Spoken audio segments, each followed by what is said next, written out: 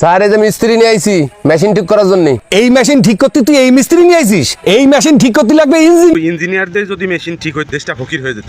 Sir এই machine এই মিস্ত্রির কাছে ঠিক করা কোনো ব্যাপারই না। এটা হলো ইঞ্জিনিয়ারের কাজ, ও নিয়ে আইছে হাতুড়িয়া মিস্ত্রি। স্যার মিস্ত্রি আমি আতুইরে অতি ভাই আমার অনেক দিনের। আমি যে ইঞ্জিনিয়ারের খবর দিছি তাকে এক একজনের 3টে 4টে করে ডিগ্রি, 1 লাখ টাকা চাইও এই মেশিন সাথে আসতে ভয় পাচ্ছে। আমার এইসব মেশিনে কাজ করার 15-20 বছরের অভিজ্ঞতা। হাতুড়িয়া মিস্ত্রি তোর 1 ঘন্টা না, তোর 1 দিন সময় দেবো। আর কোন রকম যদি ঠিক করতে না পারিস আর যদি কোনো সমস্যা হয় তোর ফাঁসাই লাথি দেখা পাবো এনতে। ঠিক আছে স্যার, তাহলে এবার আমাকে কাজ করতে দেন। মেশিনটা দেখে তো নতুনই মনে হচ্ছে, এর তেমন কোনো বড় সমস্যাও নেই। ও বুঝতে পারিছি, চাক্কাটা একটু টাল আছে।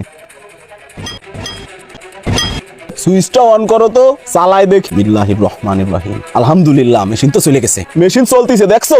মেশিন চালু হয়ে গেছে, তাড়াতাড়ি আসেন। হ্যাঁ, মেশিনটা চালু হলো কি করে? আল্লাহ, অবশেষে মেশিনটা চালু হলো। স্যার আপনার মেশিনটা তো চালু করে দিলাম। আরে মিস্ত্রি ভাই তুই আমার বুকে আয়, বুকে আয়। লাখ টাকার মেশিন তুই বাঁচাই দিছিস। তোমারে কত দিতে হবে তাই কও। বেশি না ভাই, 1 দিলেই হবে। আরে 1 মানে আমি তো ভাবিছি তোমার ফাঁসি দেবো। আমি 1 লক্ষর কথা বলছি। 1 লক্ষ দুটো হাতুড়ির বাড়ি দেওয়ার জন্য?